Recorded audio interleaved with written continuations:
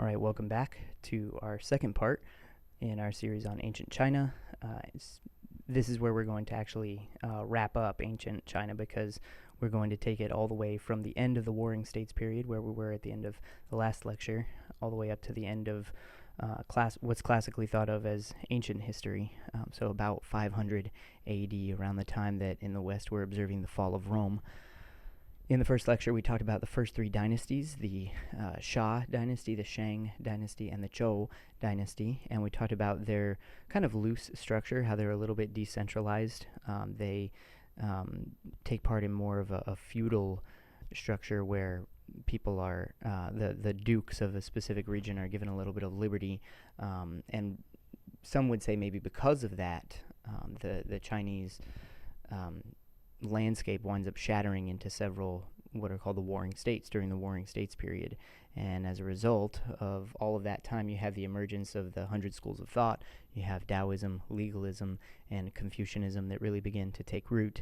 And out of all of those states, one state emerges as victorious, and they claim to be the inheritors of the mandate of heaven, and therefore they set up the next dynasty, which is the Qin dynasty. This is set up by Shi Huangdi, or he's also called Qin Shi Huang. Again, forgive my mispronunciation on those sorts of things. I am trying. But some people would classify this or think of this as the most important of the Chinese dynasties when it comes to setting the model for what China is going to look like as a state going forward. Qin Shi Huang winds up centralizing all of the authority and setting it up to where we're not in anything resembling a feudal system anymore. The dukes do not really have power to make their own laws. The emperor makes the law, he raises the taxes, he controls the military, and all that's left for the dukes to do, you don't even think of them as dukes anymore, just more like mid-level bureaucrats, is that they're supposed to manage the peasants, the farmers, even the day laborers, and also, as a result, they're not allowed to have children. A lot of this comes from Qin Shi Huang's paranoia that just as he kind of took over and established his own dynasty, that perhaps one of his bureaucrats or one of his managers would wind up doing the same to him, and so he winds up turning them into eunuchs. And now if you want to work at this level of the bureaucracy, you have to, let's say, surgically preclude yourself from being able to have children going forward. This is a very short-lived dynasty. As you can see, it lasts only about 15 years, really mostly just the life and the rule of Qin Shi Huang himself.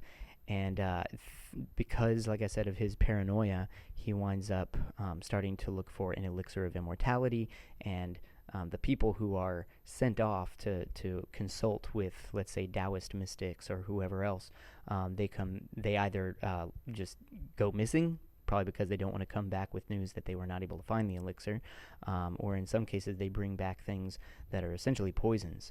Now, take note that it is during this dynasty that Qin Shi Huang makes legalism the official ruling philosophy of the kingdom, or of the empire, I should say. And that makes total sense when you think of the fact that he is looking for absolute authority, and according to legalism, you have no purpose in life except to bow down and to obey the every whim of the emperor. And eventually one of these errand runners for him, who's supposed to be looking for an elixir of immortality, winds up bringing him back something that has mercury in it, and so he winds up dying of mercury poisoning. And he has built for him, or there is built for him after his death, just this massive grave complex, complete with the terracotta army that you're probably familiar with. But after that, rising from the fall of the Qin dynasty, is the Han dynasty. The Han dynasty is thought of as maybe perhaps the first golden age of Chinese history. Reigns for a little over 400 years. It's a period of relative peace and stability, and it's during this time that Confucianism is lifted up above legalism, above Taoism, as the official state ideology. And from here forward, Confucianism dominates.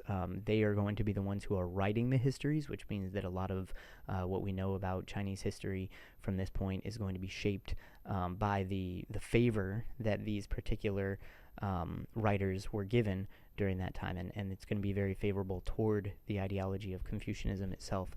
This is also where we see the rise of what's called the Silk Road. If you pay attention to the dates from about 200 BC to about 200 AD, you wind up noticing that this would be about the same time that Rome is rising and reaching its zenith over in the west.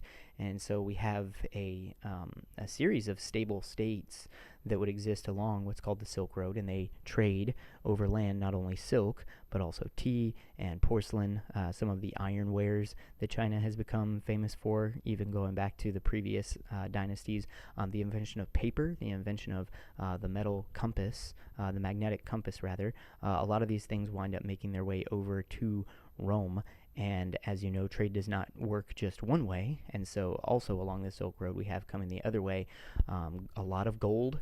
We have ivory, precious stones, better improved horses that have been being used by a lot of the Western empires to wage war and just to get work done. You have tapestries, like you can think of these Persian rugs or things like that. A lot of this is being traded, but the most important thing that comes to China over the Silk Road is this philosophy, this religion of Buddhism.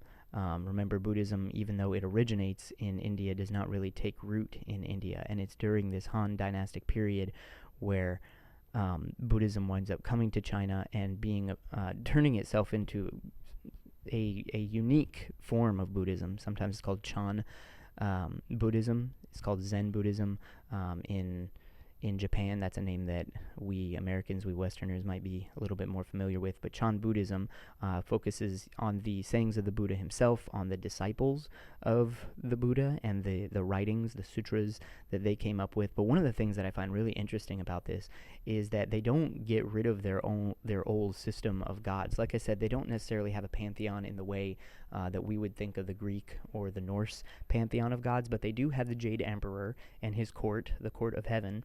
And there's a fascinating comparison to me to be made about something that, maybe you could imagine if it could have happened in the West. So what the Chinese do is they keep their pantheon of gods. They even keep the Jade Emperor, or like I said, this concept of heaven itself as being mighty and being kind of existing on this heavenly plane above the earth. But then they place the Buddha above the heavenly plane. Sometimes it's called the Pure Land in what's called Pure Land Buddhism. But so imagine that during the Roman Empire, Christianity rises and they keep all of their gods. By their Greek names, you could call them Zeus and Poseidon and Ares and Aphrodite and all that. But by their Roman names, just think of the planets: Jupiter, Mars, Neptune. And then saying, okay, these are still legitimate gods. However, there's this Jesus Christ, Jesus of Nazareth, who exists on a plane above Olympus, above our gods, and he rules and reigns supreme even over them. And so Buddha becomes kind of this even higher form of a god over and above the traditional gods.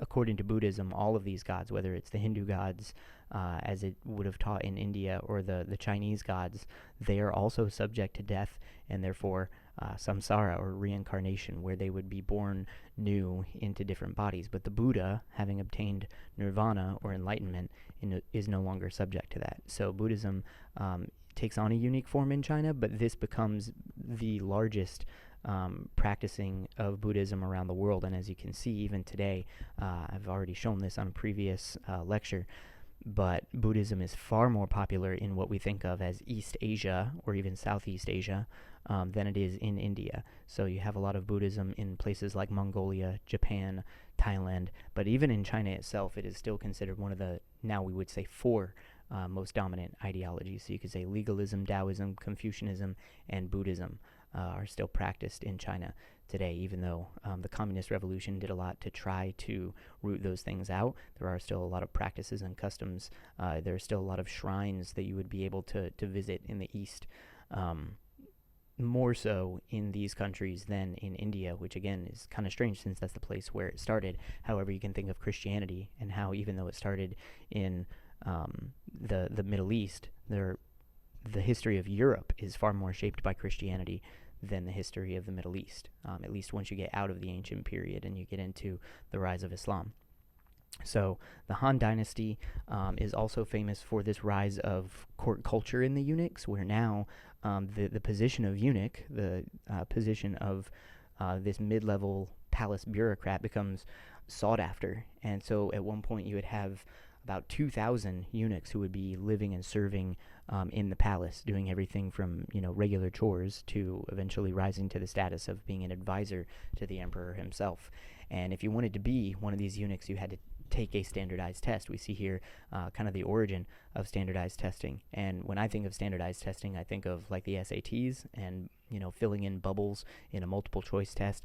That is not what we're talking about here. This is a lot more akin to just being given a blank stack of paper and something to write with, and being told, hey, demonstrate from scratch that you have a working, functional knowledge of not only the kanji writing system, but prior dynasties, ideologies, how rice farming works, Confucianism, the court of heaven, art, the methods of taxation, previous emperors. You were expected to, from scratch, demonstrate that you had knowledge of all sorts of these things so that you could be considered to take on the eunuch status, which again doesn't seem to me like it would be something that would be very high or in demand, since again you are, to put it politely, surgically being precluded from having kids in the future. But yet we do see that this is an office that is highly sought after, partially because if you became a eunuch, you could then become someone who was able to advocate for your family outside of yourself. Even if it wasn't your own descendants, you could advocate for your clan, and you could give them an elevated status and bring much honor to your family. Because of this, we see these interesting political dynamics that start to take off, where you would have the emperor surrounded by people who are not the normal people of his empire, the people that he rules over. Rather, you would have the eunuchs who are all trying to get different things out of him. You would have his wife. His wife, the empress, would be the one who bears him sons that are recognized heirs, the oldest of them being recognized as the heir to the entire dynasty. But he would also have a lot of different concubines, and these concubines would also give him sons, but these sons would not be inheritors of the dynasty. However, you might imagine that some of these concubines might try to off each other, or to kill even the empress herself, so that it would no longer be her children that are recognized, but rather their own, the concubine's own children, if she was to be raised to the status of empress. And then you also have this kind of unofficial office that's called the Empress Dowager. The Empress Dowager would be the emperor's mom, so the wife of the previous emperor. And all of these people were trying to get the emperor to rule according to the things that would have benefited them most, instead of everybody else, or instead of the people at large in China. And so because of this, you wind up with the later period of the Han Dynasty starts to become very unstable, when you wind up having all of these emperors that are essentially children, and those children are being pulled in every direction by their mom, by concubines that they would have had even when they were children, by eunuchs, perhaps by some local warlord or uncle or something like that. And because of that, China winds up fracturing at the end of the Han Dynasty into three kingdoms. And the romance of the three kingdoms is one of the central stories or cultural epics of Chinese culture. And in it you have Cao Cao, Liu Bei, and Sun Quan, who wind up taking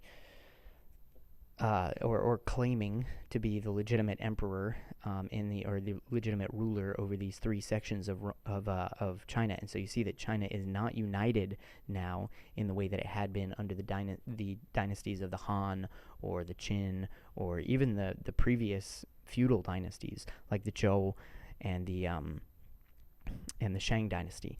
And so you see, because of this, China start to slide into another period of decentralization, similar to what we had seen in the Warring States period at the end of the Zhou dynasty. But this becomes, that previous, we see what's called the Three Kingdoms period, but it winds up going into you have 16 kingdoms in the north, and then you have 6 different dynasties that are claiming to be dynasties in the south. And in the north, it seems that a lot of these kingdoms are ruled over not by the Han Chinese people. Han also refers to the ethnic group that the Chinese belong to. These dynasties or these kingdoms are ruled over not by the Chinese people themselves, the Han Chinese, but rather by Turkic peoples, by the Xiongnu. All of these are different, like warlord, horseback archer type of people, whether they be Turkic in origin or Mongol in their origin. The Xiongnu wind up setting up these different kingdoms in the north, and then to escape a lot of the clamor and the violence and the destruction that's happening in the north, a lot of the Han Chinese wind up migrating south and settling further south in a land that had previously been thought of as kind of backwards and barbaric, more swampy than the more civilized north, the land between the rivers. And so the Han Chinese people wind up migrating south and settling that area down there. We have 6 different claimants to dynasties and this period of decentralization and there not being one single recognized dynasty takes us forward to the end of ancient history until about the year 580 AD, and that would be when the Sui dynasty becomes the next dynasty that's recognized as being the proper rulers over all of China. But it is because of this migration of the Han people further south that they take with them Buddhism and Confucianism and the kanji writing system and a lot of other things that are cultural distinctives of China. And so because of this migration, it is kind of setting the stage for, in the future, all of this land from the Great Wall that they've built in the north all the way down to the South China Sea, all of this land being thought of culturally and even with regard to its state as what is supposed to be properly understood as China. And so China will wind up being reunited again once we get into what we think of more as medieval history, but that's going to have to wait for another lesson. For now, that is the end of ancient Chinese history. Thank you so much for watching. Hope you have a blessed day. Hope to see you all again soon.